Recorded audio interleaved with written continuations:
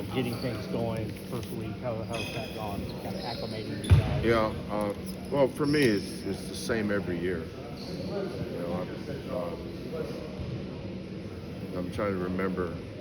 We haven't had a ton of portal guys. The most we've had was probably in 21-22 with Kyler Edwards and Tajay Moore, Josh Carlton. Might be missing one there. Maybe it was just three. But we don't we don't run down to the mall and hand out scholarships. So, I mean, we choose the guys we want to coach.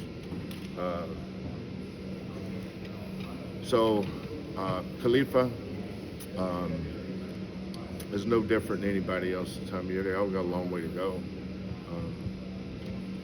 But it's kind of like my grandmother and grandfather on my mother's side were farmers, and I just remember the process of planting corn. The first thing you got to do is get the field ready to plant it. And then you throw the seeds out there, and you take care of it, and eventually it'll come out of the ground green and big old nice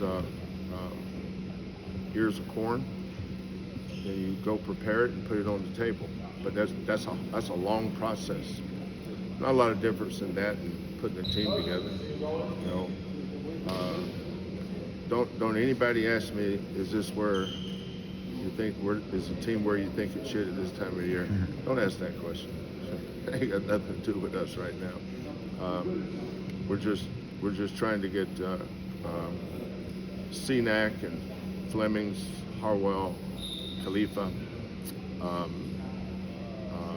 Bryce, all those new guys, for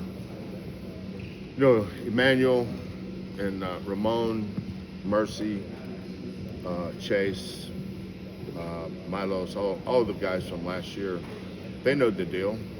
This is Emmanuel's fourth year with a new teammate. He knows we're going to spend an inordinate amount of time getting that guy caught up with our terminology, teaching the things that's important to us. But Monday, Tuesday, Wednesday, yesterday, today, a really, really good first week. The thing that we don't have to worry about this time of the year is attitude and effort. Freshmen are scared, so they don't want to screw up. They don't want to get fussed and cussed at. So they're going to be prancing around. But the thing that I'm probably happiest or most proud of is how our older guys are guardians of our standards and our culture. It all starts with our standards. And eventually standards and our culture will coexist, but they're two different things. If you don't have standards, there is no culture. And that's where our returning guys do such a good job. This was your first Friday with a big group, a new group. How did that go for you, and how did it go for them? Yeah, well, it's just learning. We're not coming out here emphasizing a lot of things. Like today, we worked hard on transition defense, but you have to explain to them why transition defense is important. Our defense doesn't start in the half court. It starts after, offensive rebounding keeps teams out of transition a lot of nights because they have to decide, are they going to block us out or are they going to leak out and run? Because if you leak out and run, those are the nights on missed shots we have the best lanes open to us for offensive rebounding. But when we shoot and miss and they get the defensive rebound, that's where defense starts. It doesn't start in the half court. If you're not good in transition defense, you'll never get to the half court defense. Teams will shoot threes and get layups and open shots in transition.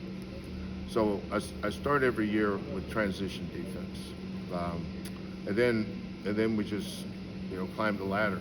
We get into pick and roll defense, both sides, both slots. You know, you got to see those X's. Anything inside those X's are middle pick and rolls, and then that dictates the coverage that we're in. But watching them yesterday, we went live. You know, seeing Flemings and Harwell and CNAC and Khalifa going live against these other guys. You know, you learn from that, but you know, nobody around here is ready to play a game. We got 7 more Fridays. So, but by the time we get to August, you know, the areas in the game that we emphasize the most, we should be pretty good at. And then by the time we get to September, I think practice this year starts September 24th. We could start 22nd, but you got to give them 12 days off. So we usually bank the first 2 days. And so by starting the 24th, now we only have to give them 10 days off. So we try to be strategic around that. And we're, you know, then we're trying to decide, we got some options on scrimmages, because everybody wants the scrimmages. Then we have to decide, we've got a couple teams that's interested in doing a exhibition game. But I don't want to do any exhibition games at home. I'd rather do all the exhibition games on the road. Because at that time, I mean, you know, the winning and losing, I don't really care about that stuff in exhibition games. But we're going to play road games, especially with these freshmen. You'd like to see them, how they react against another team in a packed arena. So, but we'll see. We'll see how that works out. With some of the youth on this team, does that internal player leadership become even more important? Yeah. How have you seen that? No, yeah, no question. But you know, watching, you know, I've watched Emmanuel and JoJo, Ramon. Those guys have been around a long time. And I would, you know, we're not really a portal school. That doesn't mean that we're not going to take some portal kids. That means we're not going to recruit portal guys. But our system's built around development. You know, it's hard to develop a kid that's transferring. He's only got 1 year. You know, I'd rather bring in. You know, we still have Cedric Lott and Jacob McFarland. Jacob has not gone live yet because of his fracture, but he's getting closer. But you know, when he does get ready to play, you know, he's going to know a lot about what we do and how we do it. Chase McCarty is another example of that. You know, we talked to his family last year, and I said the best thing for him, in my opinion, is to redshirt. And you know, sometimes that gets the right response, sometimes it doesn't. But you can't be afraid to do the right thing. The right thing for Chase was the redshirt. That may be the right thing to do for Bryce Jackson. We'll see. You know, they all have a chance to impress me and you know, make winning plays, understand how to eliminate losing. You know, we've always been pretty good at that stuff, but you have to define it. You have to define what a winning play is. You have to define what losing plays are, and then they have to listen, and then they have to pay attention. Things you learn in the first grade. You know, put the toilet lid down, flush the commode, jump to the ball, block out. It's all about listening and applying, carryover. You know, it's everything we do is pretty simple. I noticed that a lot of people around us make it complicated, but it ain't hard. It's hard to do, but it's not hard to do once you figure it out. What happened with JoJo? I told John that end of the season, let's just bring in the doctors so we won't have any surprises going. And John talked about a plan for JoJo, and that included going in and cleaning some stuff up. So But you know, Jeff, we got to start bringing John out here, because I ain't no doctor, man. You guys bring John out here. Let him ask these questions about injuries and stuff. I don't really pay attention to that stuff. Hey, Kelvin, I'm doing a Father's Day type story, and I just want to talk to you a little bit about what it's like to come to work every day with your son and your daughter, and what that means to you. Well, it's been the highlight of my career. I'm not sure I'd still be coaching if it weren't for my son and daughter. You know, they do such an awesome job. You know, over the years, I've had to answer questions that should not have been asked about, you know, pay raises and things like that. You know, I didn't like that. I think our success speaks for itself. But coming in here every day and just watching their growth. You know, when you know, everybody knows I was a head coach when I was 25, but I wasn't very good. I had to learn how. You know, it took me a whole year of making notes and trying to improve myself so I could help the kids I was coaching. But I've been able to use, you know, my expertise or my experience more than anything else. And but I always encourage all our guys, don't try to be like me, because at best you're going to be second best. You know, the best version of yourself, you're going to be first. You know, try to be the best person, best coach you can be. But I've noticed that Kellen is developing his own style, and that will bear fruit for him in the years to come. And then Lauren, you know, we do something unique. We have a coaches retreat every year. And every year at the coaches retreat, and this keeps everybody on their toes. I've always done this. As I ask each person on our staff, and we have a lot more people on our staff than I realized. You know, KC hires the managers, and Kellen hires the grad assistants. I mean, I have to obviously have last say on all that stuff. But, you know, I trust them. If they think they're good enough, they're fine. But when we go into coaches retreat, we take the grad assistants and we take the senior manager.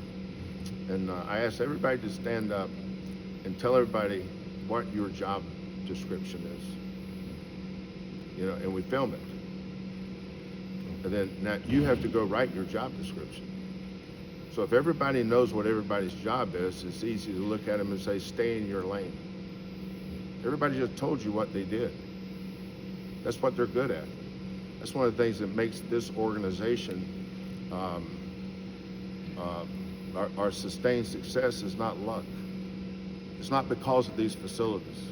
There's a lot of coaches got fired this year that has way better facilities than this. We moved in this building in 2016. You don't think these facilities improved around the country? You know, this is not a state-of-the-art facility that it was in 2016, which is why 3 summers ago I did the renovation on the 2nd floor. You got to keep up. You can't wait for the administrators to come over and ask what you need. I have to go tell them, here's what we need. Let's do this. Here's how it's going to work. But you know, I just think about all the coaches that get fired every year that has nicer facilities than this. They got big time arenas. So facilities and arenas don't win games. It gives you an opportunity. The people we have is why we win games, not the buildings and the bricks. But in standing up and talking about your job description, I challenge them. Okay, that's your baseline. Okay, I'm going to evaluate most of our guys on things that they do that's outside your job description. You know, find something, do something that can help us get better. You know, research. You know, as I was getting ready to design the 2nd floor, I got all my ideas from SEC football in Clemson. That's why I have that sleep pod room. I got that idea from Georgia or Clemson. I see what they're doing. If you're not standing on the cutting edge, one of the things that I noticed about here is that they didn't do anything to help the programs when we first got here. But told me we have to do it ourselves. You know, they're not going to go look at me and say, Coach, let's build a new sleeping pod. Nobody's going to come tell me that. I have to figure that out. Then I have to figure out how to go raise the money. But that's made us all better. When these guys get their opportunity, they're going to realize that if you want something, you have to do it yourself most times. But as we move forward, the growth of Bishop, the growth of Lauren, the growth of Bilal. Bilal is unbelievable in the areas that he does. And I think it's good for them to stand up and verbalize. John, you know, if you always do what you've always done, you'll always get what you always got. You got to get better. I'm constantly pushing myself as the leader of this program to challenge our guys to get better. You know, every year we've tried to get better in ways that you guys have no idea about. You know, I was just telling the team this time last year, 2024. I said, you know, everybody thinks we lost the Duke game because we lost Jamal. It's not why we lost the game. It didn't help, but that's not why. J1 went 2 for 7 from the free throw line. Xavier Francis went 3 for 8. We lost by 3. So we had an opportunity to win that game, but we had to get better at free throw shooting. So on this date, 365 days ago, the challenge was the free throw line. So we came up with this chart where they have to shoot 150 free throws every day. You know, every day is a long time, you know. Now, sometimes when we're on the road and we have a late game, you can't do it. So, so every day should be defined as most days.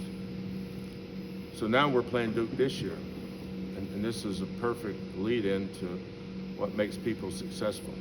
Is J1 was in here shooting 150 free throws a day when nobody was here, nobody was watching. And in that same moment, and at that time, the biggest game of his career and all of our careers up to that point, they had a kid to miss a 1-and-1. That's what we did last year. We missed that 1-and-1. But we had a kid that went to the line and made them both. That's why the work you do in anonymity, when nobody's around, prepares you for those moments when everybody's there. So that was a great teaching moment for me today to emphasize that. So for Jacob McFarland and Said Lot, Khalifa, Mercy, all the guys that I think need, you know, Emmanuel, pretty good free throw shooter, but he works at it on his own. Milos was in the 150 club. He's got to continue to do that. But it's the only way you get better. You got to work at it. But next season is already here. You know, we're moving. It's hard to believe we're already done a week. We've already put 1 week in, getting ready for week 2. We only have eight of these things. Kelvin, it's been a little bit of a slow burner for Jared. So what was it like for you to see him get an opportunity in the conference finals, make the most of it, and then now represent the university on the big stage like that? Well, I'm more disappointed in that he got hurt. But you know, injuries, just like you guys asked me about injuries. I mean, I don't worry about injuries like you guys do. You guys have to report them. I mean, every team's going to have to deal with injuries. I'm more worried about the guys that are here than the guys that aren't here. But Jairus is, I think it's been a blessing for him to go coach or go play for Rick Carlisle. I remember when, I've known Rick a long time. He's one of Kevin McHale's best friends. So when Dallas would come to town, or Rick, wherever he would come to town, we'd always get together, and he's an excellent ping pong player. You know that little ping pong tournament. And he's really good. I thought I was, but not as good as him. But I think it was good for Jairus to play his first couple years under Rick. You know, he's on a team where he's not going to get the minutes he would on a bad team. You know, don't confuse production on a bad team versus production on a good team. Good teams, you know, still playing. The bad teams aren't. You'd rather be on a good team. But going to the Pacers has helped him. You know, when they came here and practiced, they were practicing over in the women's gym when they came here for exhibition, and Rick asked me if I'd speak to the team, and he asked me to talk about Jairus a little bit, and Jim Boylan, who I've known since my connection with him from my Michigan State days, will call me and give me a little scout report on what's going on with Jairus, or he'll call me and say, hey, we need Jairus to do this and this. You have any recommendations on how we can get this through to him? But he's kind of leveled off now. You know, he was up and down, so up and now Jairus knows how to be an NBA player. And the next step for him is to be one of those guys out there playing some serious minutes, and he'll get there. You know, when he came here, he was 18 years old. So, this is his third year, right? Yes, second. Finishing his second year. Yeah, so he should be a junior. Freshman, sophomore, junior. So he should be a junior. But his best basketball is way ahead of him.